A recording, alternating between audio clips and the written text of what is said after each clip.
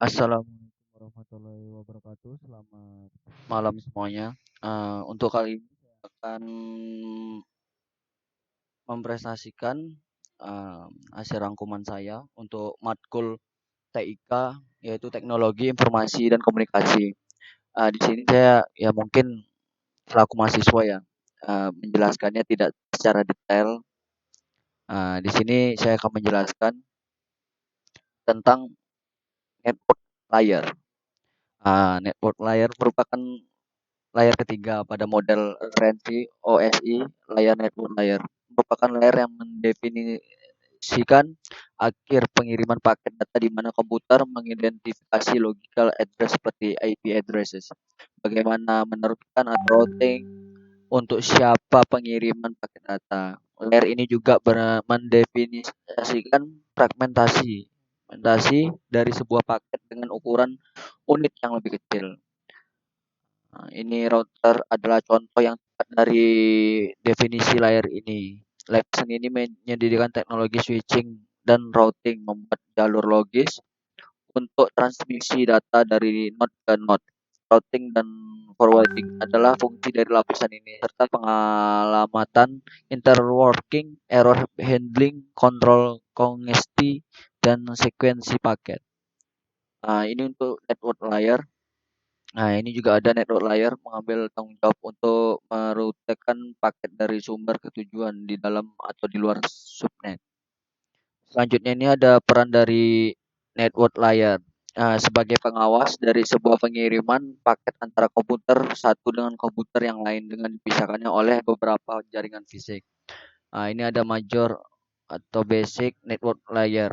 Yang pertama itu ada addressing, yang kedua ada routing, yang ketiga ada packetizing, yang keempat ada fragmenting. Di sini ada penjelasannya.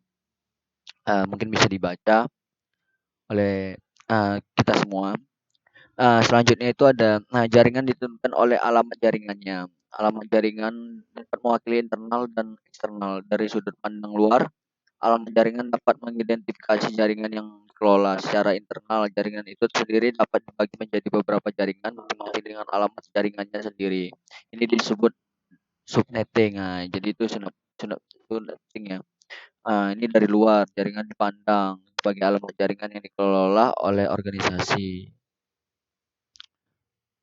Jadi selanjutnya itu ada routing. Dalam routing mempunyai tiga fungsi. Yang pertama itu menggunakan protokol routing information. Yang kedua itu ada meneruskan data grams dari masuk untuk keluar. Yang ketiga itu mengelola proses pengiriman.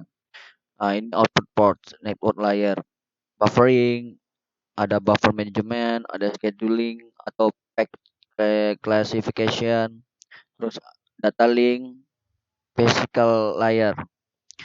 Selanjutnya ada addressing, merupakan sebuah penamaan suatu perangkat agar suatu sistem dapat mengenali perangkat tersebut dan tidak mengalami sebuah pentabrakan data.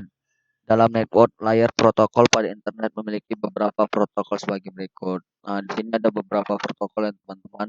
Yang pertama itu ada IP, terus ARP atau Address Resolution Protocol.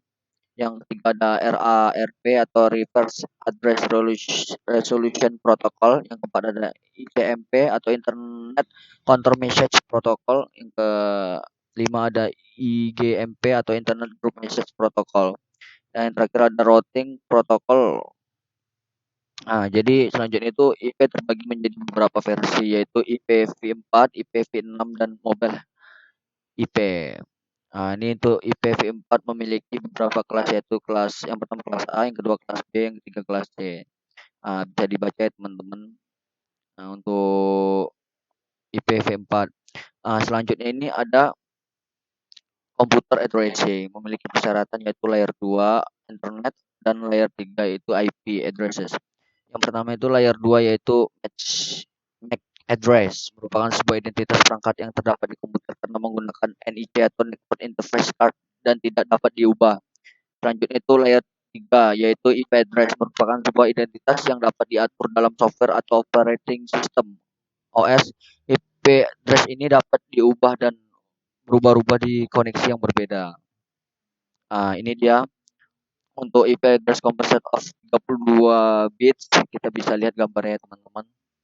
Untuk angka-angkanya Ini 32 bits are divided into 4 parts or 4 parts.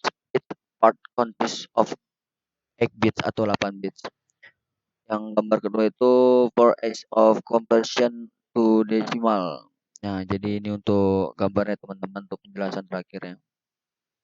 Jadi ini dari saya, sekian dari saya. Apabila ada kesalahan atau kurang dalam memberi sebuah penjelasan itu, saya minta maaf. Semoga ini bermanfaat untuk kita semua. Ya, assalamualaikum warahmatullahi wabarakatuh.